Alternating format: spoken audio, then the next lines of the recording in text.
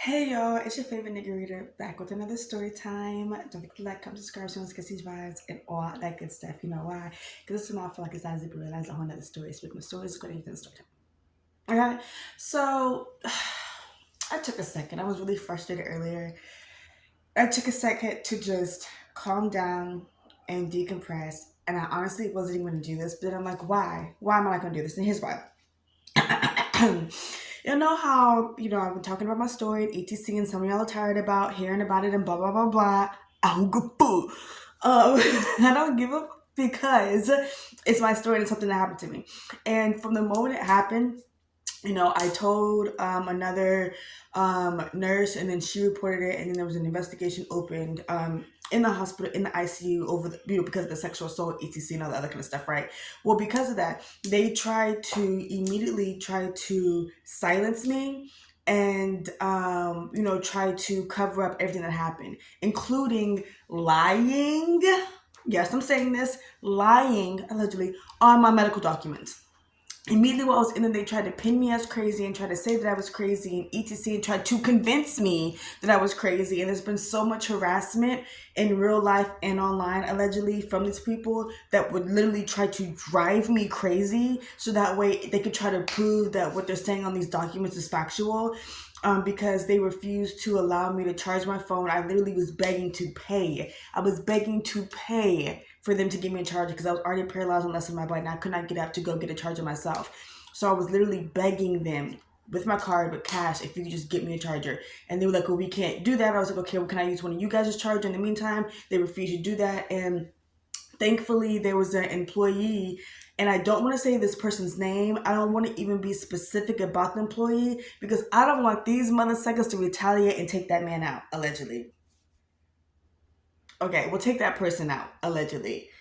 Well, I'm gonna say that so in case something ever happens to that, because if they ever go back and pull the footage, they'll see, and I want to protect that person too. So I wanted to be protected. There was an employee inside the hospital who gave me a phone charger to be able to charge my phone. And if anything happens to that employee, when they pull the footage, then y'all know somebody in the hospital allegedly took that person out.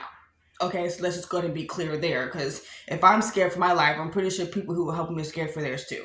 So with that being said, um, you know, and like I said, it's been all this harassment and stuff afterwards. And if I talk about certain topics online, in regards to the restaurant, specifically the restaurant, like not even specifically, especially the restaurant, but if I talk about, okay, I'm not going to say just the restaurant. If I talk about things that happen at the restaurant, ramen naji, and I talk about things that happen with the hospital, University of Southern California, both in Arcadia, California, then I noticed that like there's all this random stuff that happens on my social media where you can tell like they're trying to, I don't know if they're contacting somebody or what's going on, but trying to push down the views on my content so that way my story is not going out and being heard. Because here's my thing, I'm like, well, y'all have done everything y'all can to try to convince people that I am crazy and etc. So why can't I share my story, the fucking truth about how I'm not? And how, I have all this proof, and I only have the proof again because someone was able to help me, because I believe there were other employees inside the hospital who saw that there's something wrong with what's happening here. Because here's my thing. If y'all knew who I was and y'all are treating me like this, there's somebody out there who doesn't have a platform who y'all have done this to and got away with it. And that's the part that on the days I'm just like, I don't want to talk about this anymore. I'm personally tired of talking about it. I don't want to keep going on and on. But then it's also like, no, it's your story though. It's like, it's not just like, okay, being tired of talking about it and move on with your life. It's like, this is your story and this is something that happened to you, and it's very traumatic what happened to you.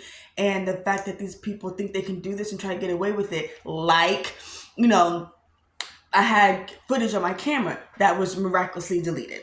Okay, before they told me they wouldn't help me charge my phone. Then also when they wanted to do sus stuff when I was down in the ER, after they forcibly released me and I had to be back admitted in, they would pull the curtain across so that way the camera that was right there wouldn't be able to see it.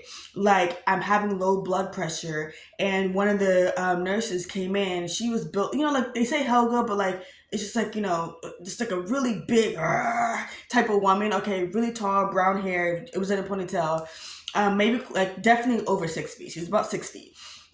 Came in and turned off the low blood pressure button, and then tried to force me to do PT. And then you have this really creepy man with some thick glasses, an old man with glasses maybe about this thick, doing the most, and like, down at my legs. And it's just like, again, it's just doing all this stuff to trigger me because of what happened.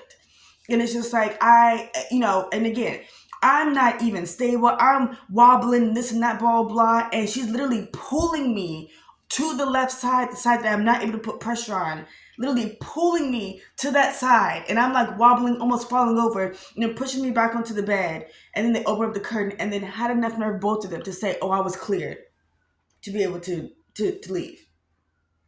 Then it went from me being there to now they're forcing me into the back room, which I don't even know how these two rooms were in the same hospital. This first room was like super like nice and like, elite, and this other back room was like a fucking jail cell. Like, I don't even get it. So they pushed me back there, and again, I have to have help to get up to use the restroom because I can't move the left side of my body. You're trying to force me to buy a hotel, right? Trying to force me to show that I have money, and that's disgusting because it wasn't about money. It was about the fact that y'all fucked up and gave me an alleged stroke. There was medical negligence, and there was sexual assault.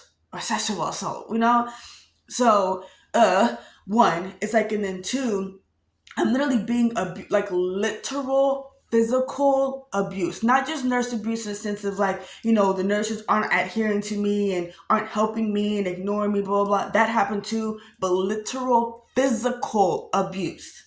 Okay, I'm not able to get up to use the restroom, so I have to have help to use the restroom, and they're literally pushing me and forcing me down the toilet. Like little physical stuff. Again, I'm in here by myself, and I can't use one side of my body. So I have to rely on these people for help, and they're taking advantage of it. In every way, shape, and form, they took advantage of it. And it's just like, you know what? I'm not going to stop talking about it. I'm not going to stop talking about it. I'm not. And even if we get to a point where there's some kind of settlement and it's like, oh, da, da, da, I'm still going to share my story. Okay? Even if I have to be like the restaurant, the hospital, I don't give a fuck. At this point, everyone already knows who the fuck y'all are. So I'm not going to stop sharing my story. Especially with the fact that y'all are so mad. Y'all are so mad that there was an album release in regards to the situation. Y'all are so mad that I took it to social media. Well, imagine this. You were quiet for about a year. You were quiet for over a year. Then you're being harassed in real life and you're not talking about it. Okay? And you're starting to become scared. It's like, and then you're homeless, and then you literally have to defend yourself. Like, why? I almost had to a motherfucker.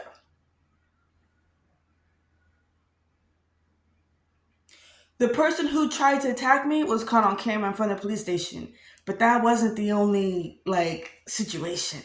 Okay, I had to leave there and go somewhere else for a second. Again, off camera. So, it's annoying that you're being pushed, which, okay, again, then it's all this harassment, which we addressed already. There's all this harassment and stuff online, and it always happens coincidentally after something in regards to the restaurant, Ramenaji, or the hospital, University of Southern California, USC, goes viral. Then you have all these random private accounts attacking you for being vulnerable, if you're showing, you being sad and depressed, attacking you if you're, especially after the photo that went viral with me putting my hand over my pum pum because of something that happened with the sexual assault in the ICU. That one, oh, they were mad about that one. They were so mad about that one. And you know what happened? It went from me being able to do whatever it is I needed to do online to now they are forcing me to try to see me in person. They're that mad. They're that mad. Little old me pissed them off that much. And it's just like,